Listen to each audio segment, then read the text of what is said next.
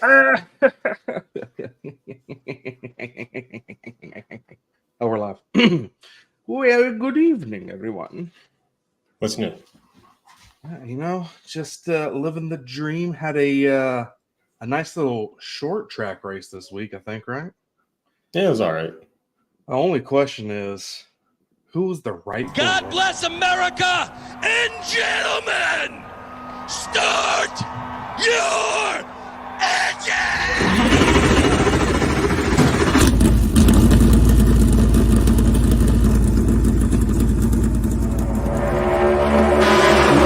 Still down there. Still down there. Still outside corner, you're number one. Was out. Hell was out. Danny just about outwrecked him. And then she busted her ass.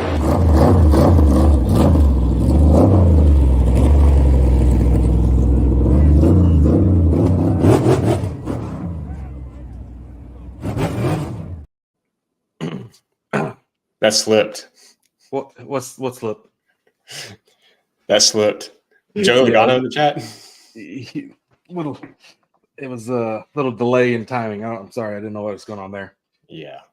I need that Kyle Larson luck. That was impressive. All right, we're starting off there. All right, David. Going on. Are we going to start with starting the wrong end of the race? I know, like he's already at the end of it, and we haven't even started with the beginning of it. Welcome everybody. Thank you all for joining today's podcast. Sorry, I'm a little dirty. Was out in the yard doing some work. Let's see. Oh, that's not something on the side. But we are going to do our podcast. We're a day late. Sorry, Andy was busy yesterday at work. I was busy with work, so we just pushed it one day. But thank y'all for joining us tonight. Got a couple people over on the Instagram side, a couple people over here on the YouTube, Facebook side. Make sure you put your comments. If you're on the YouTube and Facebook side, we can actually post them up into the actual video. The Instagram side, you're more than welcome to post comments there. We are reading those as well, but we can't post it up on the screen like you can see everybody else's. Feel free to go to our YouTube and subscribe while you're there. Like and subscribe, please. We need it. I mean, look at us.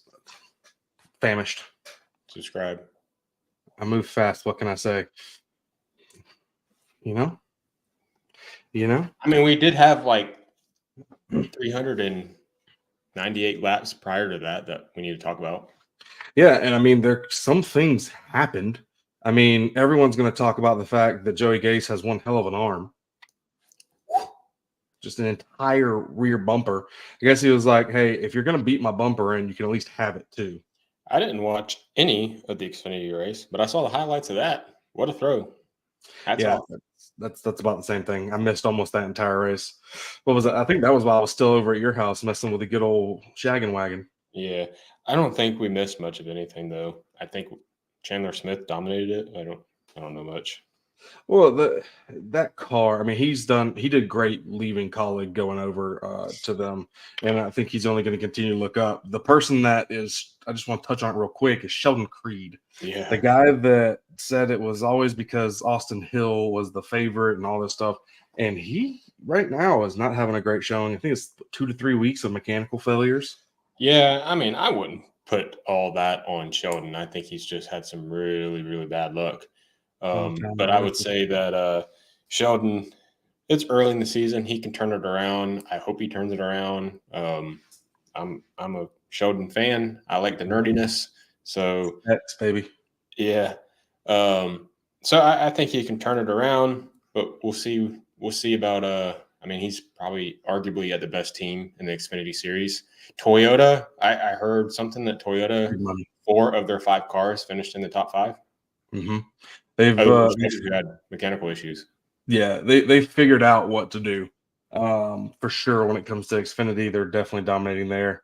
Let's see, we got Matt Pierce on the Instagram side. Oh, excuse me. We have my hometown boy Bubba Pollard placing 6th. Yep, big old local racing hero Bubba Pollard, the kind of known around the small circuits, and I think he started 36th or 37th, and then came all the way back up to finish in the top 6 or top 10. So that's great. Yeah, he was the highest finishing JRM car, first ever start an Xfinity car, and finished the highest out of everybody. I did not even notice that. I know Brandon Jones had mechanical issues because I tuned in just long enough to see that and that's Brandon. But that's interesting. We got Justin Wilson saying what up. What's up, Justin? How's it going, buddy? But yeah, we got Sheldon Creed reminds me of Leonard from The Big Bang Theory. Leonard Creed, that's his new name. Sure. We got Andy LaJoy over here, and yeah, Sheldon Creed. How about Danny stealing one on the Cup side? We'll get there. We're not there yet. Everyone's trying to jump ahead to the Cup race. Yeah, We're I know. not there yet. I mean, we don't have much to talk about the Xfinity race because neither one of us watched it. So yeah, well, we're done. We can talk about the Cup race starting now, but we're done from the beginning. We're done with the Xfinity race there. But so we had qualifying. We had a little bit of practice. I don't know. Not much showed out there to me. We're looking to see, obviously, can Toyota continue the domination that it had at short tracks, and I don't feel like it was as strong.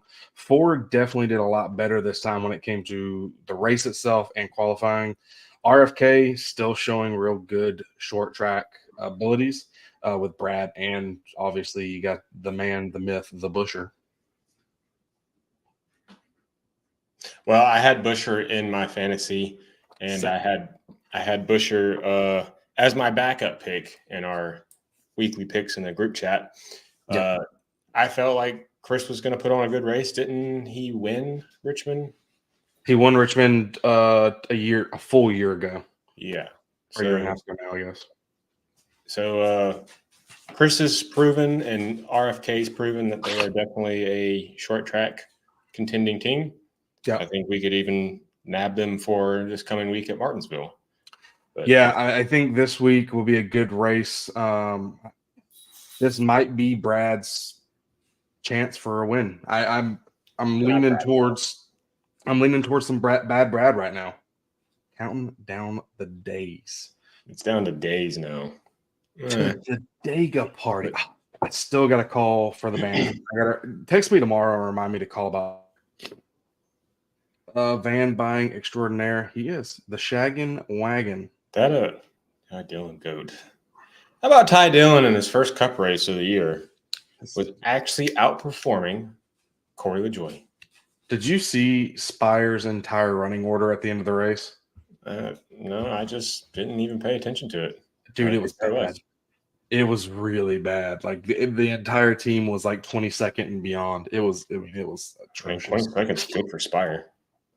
In all seriousness, does this top 5 for Chase help him get some confidence back, or was this weekend just another kind of fluke? It's not a fluke. It's not a fluke, but it's also not going to build any confidence, in my opinion, because until he wins, he's got a drought going. It's not as bad as Bad Brad, but he's got to win. He needs to figure out. On like a year and a half now, Chase hasn't won a race. And his personality isn't going to get him anywhere. Oh, that's right. He doesn't have one. So, I mean, he's got to figure out something there. So, I don't know. It'll be interesting to see. When is Stenhouse's time to shine? I mean, whatever, Talladega. Yeah. 2 weeks. Yeah, Super Speedway. 2 weeks. Thanks, Dalton. Dega. What's up, everybody? Yeah, so I cannot wait for Dega. Still super pumped about that. The Dega party is going to be like no other party, and it's already Dega, so you know it's going to be good. But while we're still here, let's touch on the race that we had. Stop trying to move ahead. Some people to the end of the race, some people all the way to Dega. But yeah, what did you think about the race? How did you feel? Did you watch the entire thing, or did you fall asleep again? No, I watched the entire thing. I was up. I watched the entire thing. Surprisingly, I thought I was going to definitely pass out after the third and final stage had started. But I will say that I was pretty excited for the start of the race, being that we were starting on wet weather tires. I think this was a good test to show what the future may hold for rain-delayed races. Yeah, and there's a lot of drivers that actually like the racing on those wet tires because of how soft the tire is. Yeah, P27, P25, P36 for Sprite. Might as well just call them Sprite. Don't even give them Spire. It's just Sprite. Good race for sure. Blaney fan makes sense. RJ Gardner joined. Did Denny jump to start? We will get there. That'll be towards the end. We're still talking about the very beginning with the wet weather package. Come on, people. Yeah, so stay in line. Wet weather. we ran 30 laps or so on the wet weather tires before the competition caution. And they should have done more. They stopped that. I agree. I don't know if you've listened to Actions Detrimental yet. Okay. So I agree with them. They stopped it too early because it was starting to dry out enough to where we would see the passing and the greatness of that wet weather tire package. Obviously, we saw it at Wilkesboro last year. Now, this is a different track. It's going to wear it differently, but it was just starting to actually dry off to the point that those tires would start wearing out because they're super soft. I think it would have been some great racing if they would have held it. Or, in my opinion, there should have been no competition caution.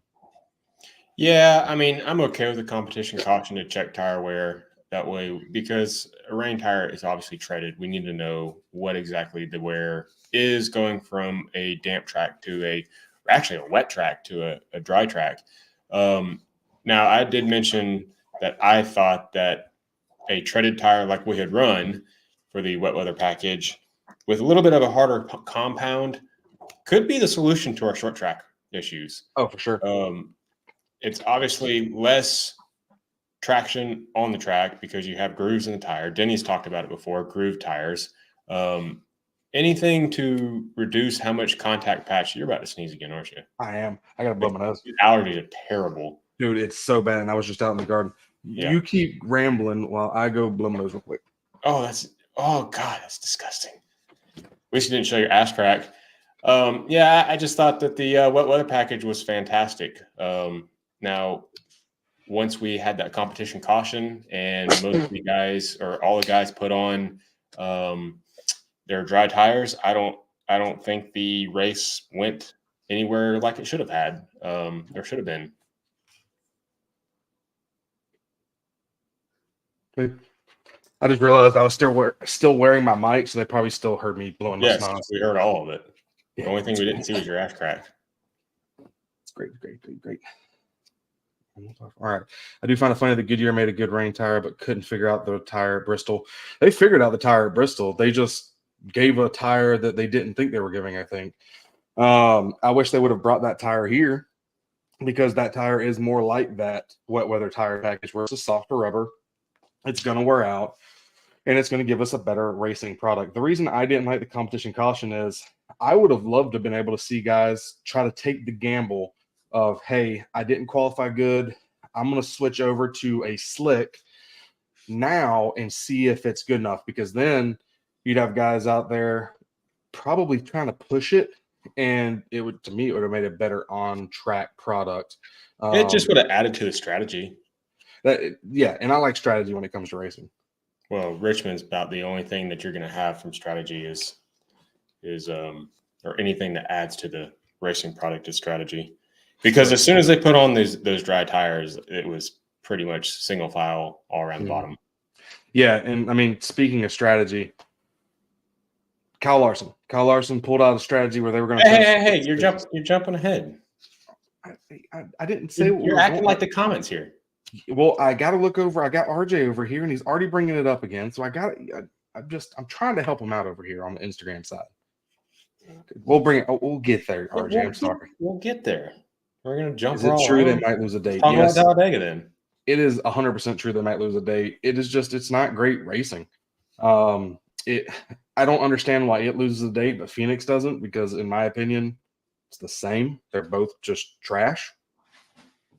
Yeah, I mean the short track racing, we can talk about it all night long. Just fucking sucks. Oh, Jersey Charles. He's accepted it. Did you see? He's fully accepted it now. Jersey Charles. Yeah. Jersey Charles blowing it up. Denny Hamlin. Yay.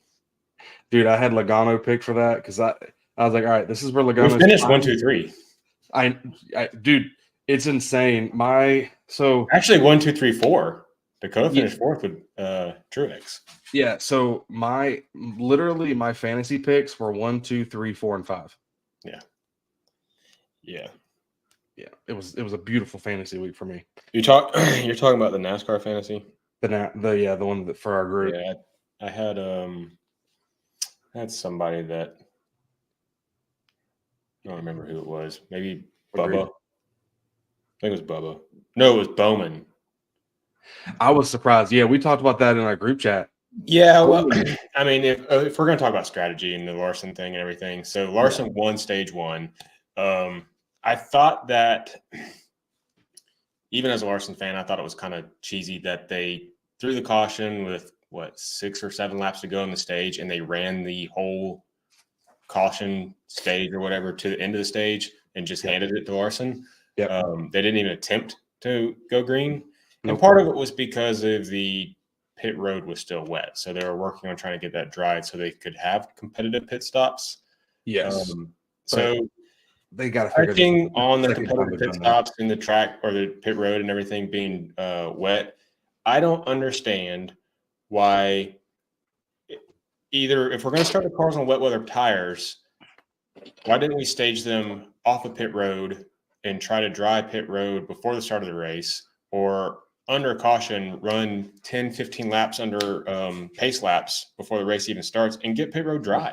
That's where I was going to say. They need to do it before it actually starts. Like, get it all done, because it should have been competitive pit stops from the beginning.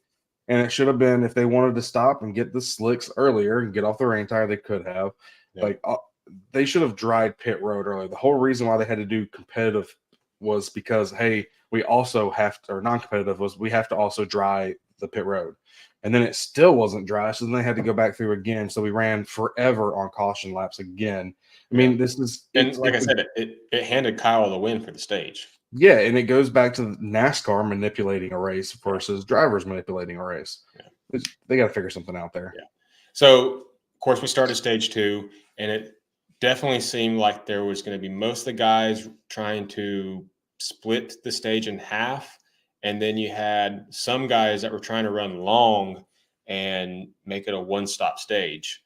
And I think Truex and Larson, Bowman, those are the 3 that I know for a fact were running that one-stop strategy to where if a caution came out, they were going to be screwed. And sure enough, that's what had happened. And that's what screwed Bowman. And I feel like if Bowman did not get screwed by that caution and didn't get stuck a lap down, and I think he had to take the wave around, so it kind of he ended up starting on old tires on one of those restarts and ended up going a lap down again. Yeah. It ruined his night for sure. Yeah. And they had talked about, NASCAR doesn't want to throw a caution in the middle of a pit sequence or a pit strategy like that. But the caution was thrown for Kyle Busch, like touching the wall. It wasn't even a wreck or an accident. It made absolutely no sense. Like he lost the back just a little bit, touched the wall, comes back off, corrects. He's not going across the apron. He didn't jettison across the track. Like, I do not understand where the lack of consistency.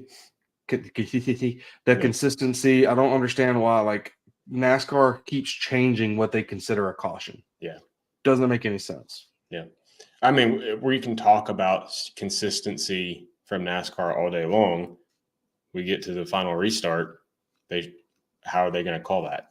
I think they were against time. They're racing into 10:30 or later. Yeah, it was like 10:30 that race was over. And I don't buy that being against time. I mean, there was barely any cautions. Imagine if it would have been a caution-filled race. Like, they would have finished late. I mean, they got the race started 20 minutes after the original scheduled time for the race, which if we did not have that wet weather package, it probably would have been 8:30, 9 o'clock, something along those lines. Probably would have pushed. They probably would have pushed it till the next day. Exactly. So going back to the wet weather, I think they should test these tires on intermediate tracks, because if we can get an intermediate race started or restarted after just running a couple laps of the Air Titans, I mean, that cuts down a lot. Mm-hmm. Yeah, I agree. And I would love to see these cars run in a mist if they added, the windshield wiper and some other things like that. Like, the wipers don't even do anything. I think Denny was on the pre-race with Kevin, and Kevin asked about the wipers, and he's like, "Yeah, I never ran the wiper because it never did anything." They haven't needed to, because they don't, like, when they run them, especially when the track is still damp, it's not that bad. Like, it's not kicking up because they have the Rain-X. Rain-X, and they also have the not mud guards, but the Mud flaps. the flaps. They have the rain flaps behind the tires, so it's keeping down that spray. So it's really not that bad. Like, let's test out like what it can really do, because we could have started maybe even a little bit earlier, in my opinion, based off how light it was sprinkling when they were doing kind of the announcements and getting underway. Yeah. Hey, I'm ready for that Denny shirt. I'm on board the Denny train. All right. Every week that goes by. Even though it saved Kyle from finishing worse than 20th, that should have never been a caution. Yeah, and I mean, I don't understand why Kyle Busch isn't good enough to spin and then finish, top 3. That's just for you, Dalton. Yeah, well, Kyle Busch hit the wall for one, and RCR tapped the wall like this. And Dalton can confirm that RCR is trash at short track. So, the fact that Kyle Busch would even be in the top 3, that wouldn't happen. I love how they still talk about how Kyle Busch is got all these wins at Richmond, and Richmond's one of his best tracks, but it's not ever since he left JGR. Just isn't. How old is Kyle? He's 38, something like that. Gamers for Shaq Larson. See, you're gonna have a Larson shirt on one of these days. We'll trade. This is also true. And if you have a last name of Dillon, you cannot race a car. Just, it is what it is. Just is what it is. Yeah. Joe said he's 38. So I feel like Kyle has 4, 5 more years of true prime racing that, he can still rattle off wins. Is he going to be winning 6, 7, 8 races a year? No. Is he going to be contending for championships currently with RCR's equipment? I don't think so. 7 years. I think Kyle's made it known that he wants to retire after Brexton can race with him. So we're getting off topic there, anyways. Yeah.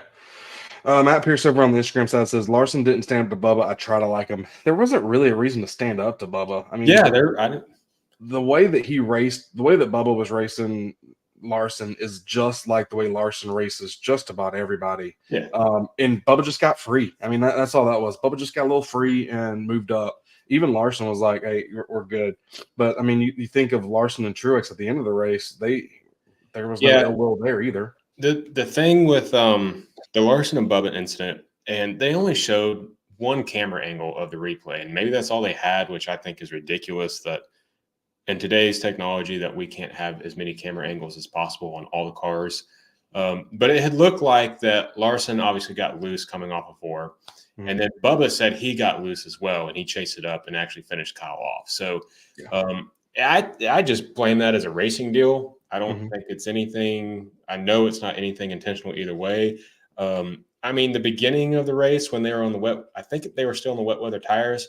Kyle and Bubba raced each other side by side for the lead for 5, 6, 7, 8 laps, and it was fantastic racing. I wouldn't say they leaned on each other, but they were racing each other really hard, but respectfully. So I feel like the Larson Bubba thing is over with. Yeah, and Matt said Bubba tried to fight him for the same thing last year. There's a difference between that last year and here. You're talking about a short track incident versus what was a mile and a half. Yeah. So I mean, that's a whole different ball game, in my opinion. Especially based off what I saw off the track. I'm decked out in the Kyle Larson stuff tonight, and I mean, it's no secret who I pull for. And I would definitely say that I gained respect for Bubba after we saw the interview. Kyle and Bubba comes up, grabs him, apologizes, and everything. I gained respect for Bubba out of that. I think Bubba has matured a little bit. And now I'm not saying I'm on the Bubba train or anything, but that was. Last year was intentional as hell, though. We're talking 2022, actually. Oh, sorry, wrong one. Yeah, I know which one you're talking about. Yeah, but Truex had every right to be ticked. Oh yeah. So do we want to jump into it now? Yeah, we can talk about it. All right. So was it a jump? Did old Daniel Hamlinson's jump handling? And I say he did. He jumped that restart everyone pretty much saw that Denny jumped the restart except for NASCAR, probably because they were using Fox cameras whenever they were watching it. Fox is just terrible about filming things. We didn't get to see what started a lot of incidents due to them just following weird places in the field, but we didn't even get to see this, like literally first and second. They skip all the way to like fifth and sixth and behind on the camera. I'm like, okay, now we don't even know. And then they show a replay and we finally get to see it. And the angle's terrible, but it looks like Denny jumps it well in front of the line. So there was a clip I had seen. I think it was onboard Truex's car. And I was watching it.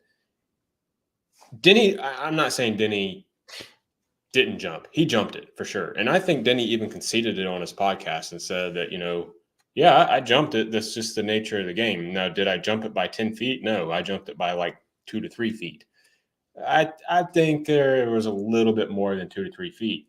But the way Denny explained it in the podcast, I'm not disagreeing at all with the decision, how he handled it or anything. Truex, the way he had said it was Truex was laying back, Logano was laying back, and I mean, NASCAR's made it known that if you lay back, that you're going to get penalized too. So, 2 wrongs don't make a right. So how do you police it? Elton Sawyer said something that after 50 laps or lap 300, they may have policed it differently, but at lap, at the end of the race, they don't police that. I don't know how they can go and say that and it not, they manipulate it, like you're saying, like they're manipulating the outcome here. They're not consistent in it. They're not choosing to draw a line in the sand. They just say, okay, well, it's the end of the race. We're going to let it slide.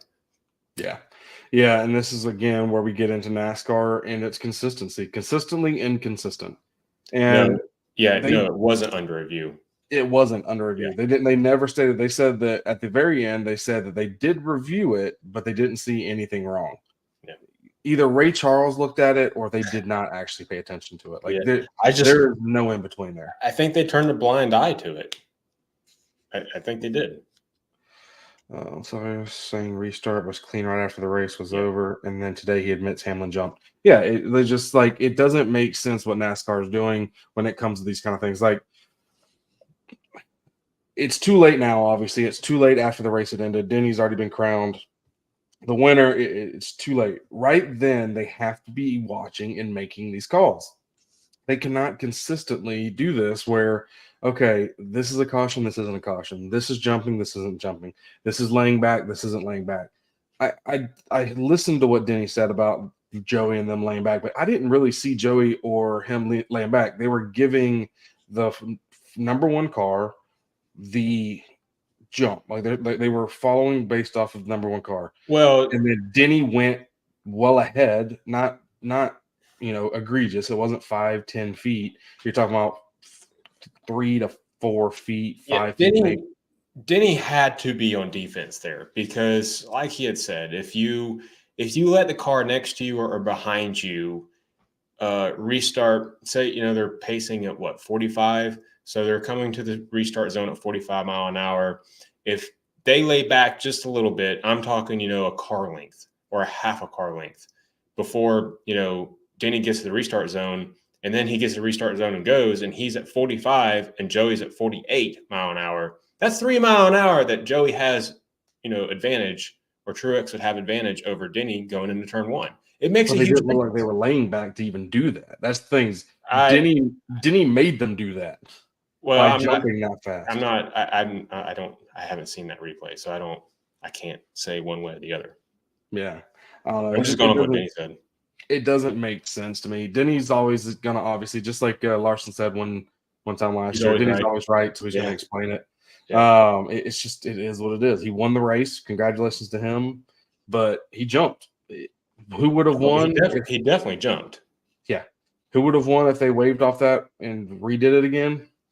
I have no clue. I might have been the same still because takeoff speed, Logano did not have great takeoff speed all night. Truex was decent on takeoff, but Denny was having better takeoff speeds than both of them. So he probably still would have won anyway.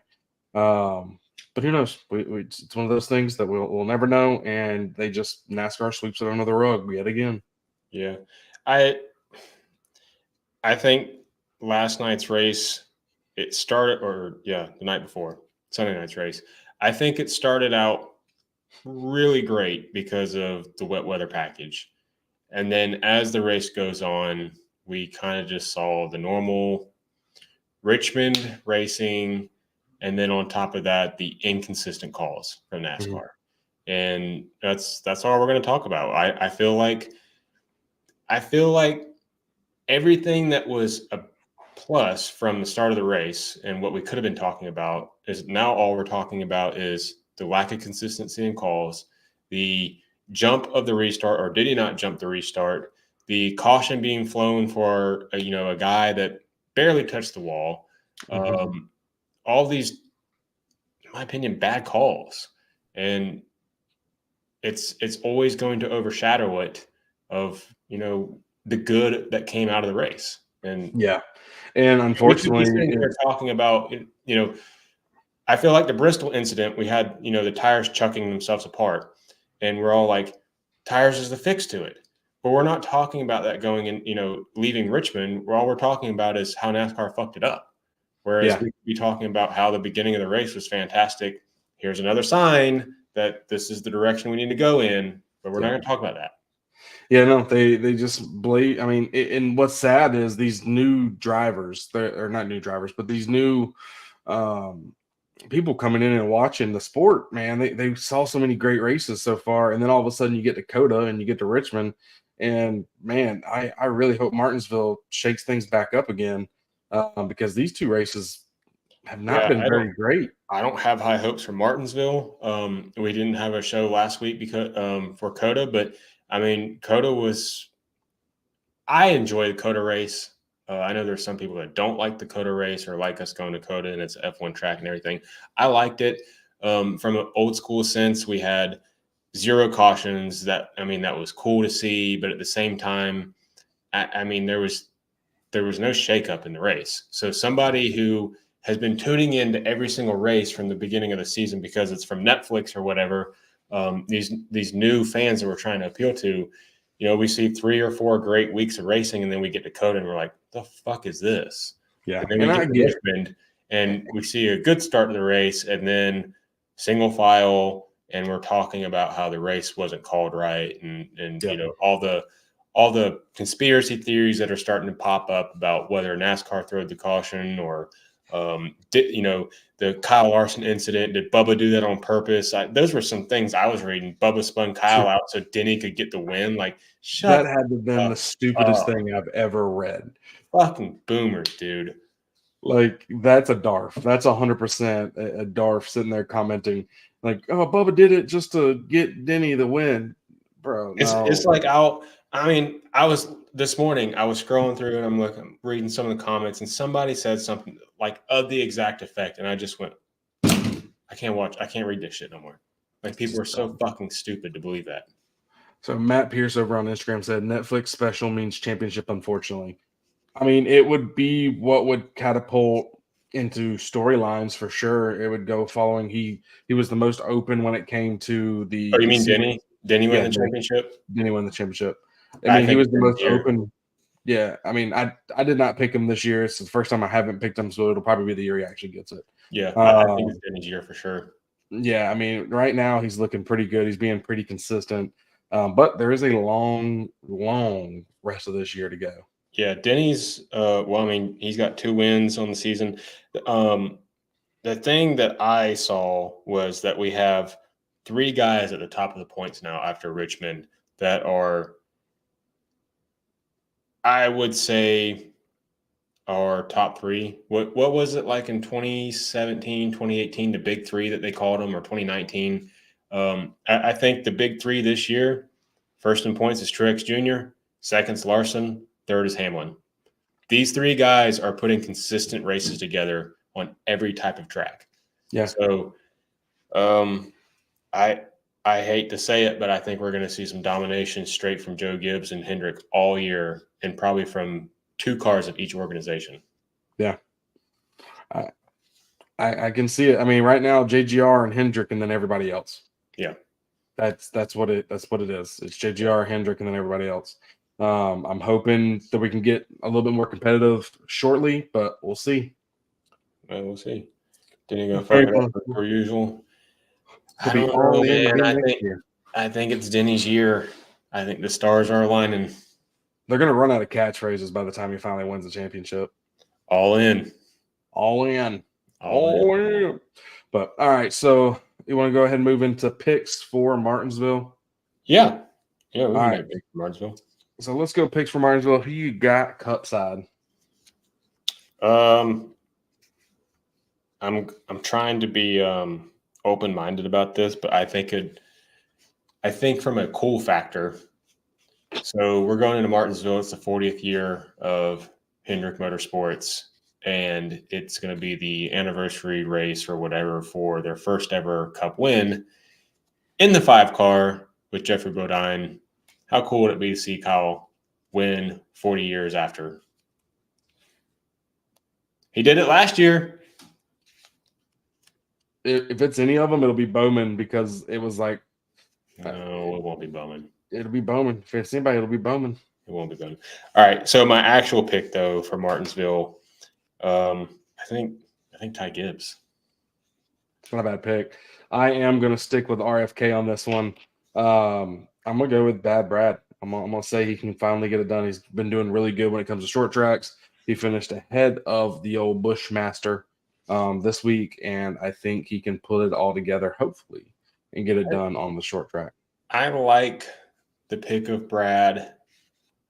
He's just been really quiet this year. He hasn't been making noise like he was last year. Like, we were talking about Brad consistently, like, here he comes, like the chances, he's going to win. He's obviously helped Busher win 3 races, it seemed like, but Brad was right there. He's just been quiet. He's 16th in points, I think. Oh, he was worse than that, but he's definitely making his way up there. Yeah, he's 16th in points. Yeah, I mean, I'm saying he was way worse before. Like, him and Joey Logano were like sitting there way back in the back. No, Brad was 16th in points, or top 16 last week too. Well, yeah, but the week before, it was like the first 3 weeks. He had a horrible COTA race. Yeah, it was like the first 3 weeks he was marred in the back. But yeah, so I mean, it's obviously super early in the year, but I think the short track package for RFK has been doing really well. I think he can get it done. If it's not him, I really do think it'll be Busher this week. So we'll see. So you're all aboard the RFK train. I am all aboard the RFK train on this one. I'm giving it to Ford to finally break up the Chevy and Toyota domination. I don't know. I think we're going to continue to see the domination from Chevy and Toyota. We're going into the house of Hendrick, and you could argue probably even the house of Joe Gibbs. You're a Blaney fan. How are you going to – sorry, not you. How are you going to be like, no, lame? Come on now. You're a Blaney fan. He's not even a real fan.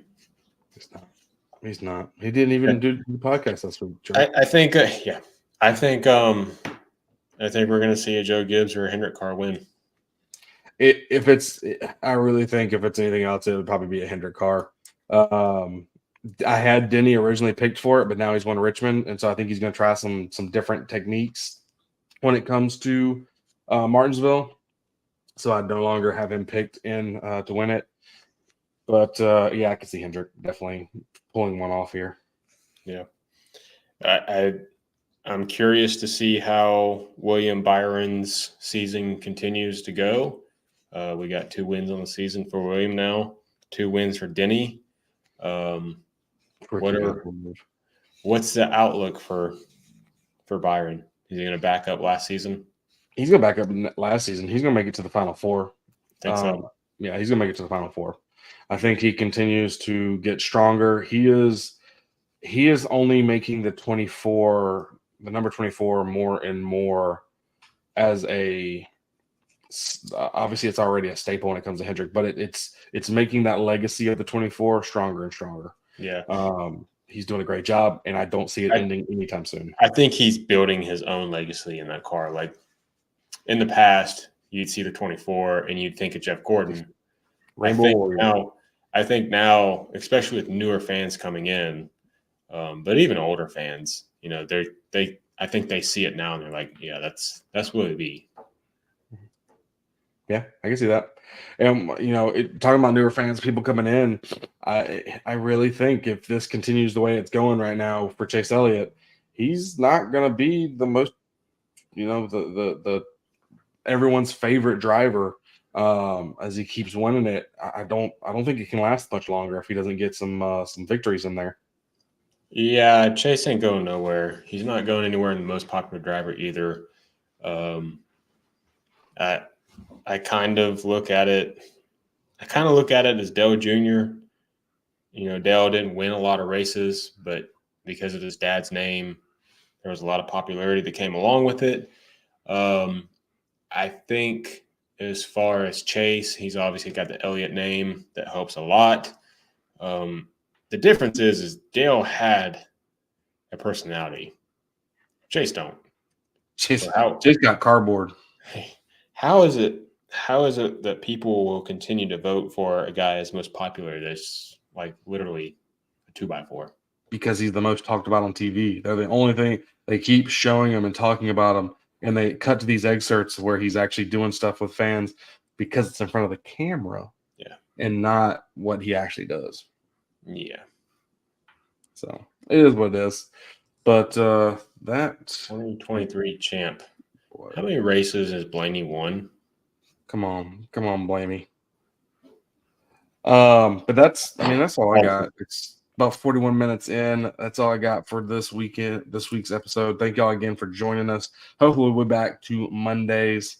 Now Dega coming up. We're gonna be at Dega.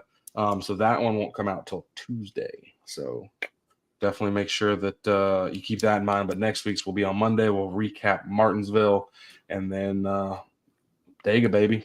Ready for it. Sorry, Texas. Then Dega. Yeah, Martinsville, Texas, then Dega. I'm just excited. I can't help it. Texas is a track to forget. So Texas is just burn it down. Yeah. But that's all I got. So see you. Later, tater.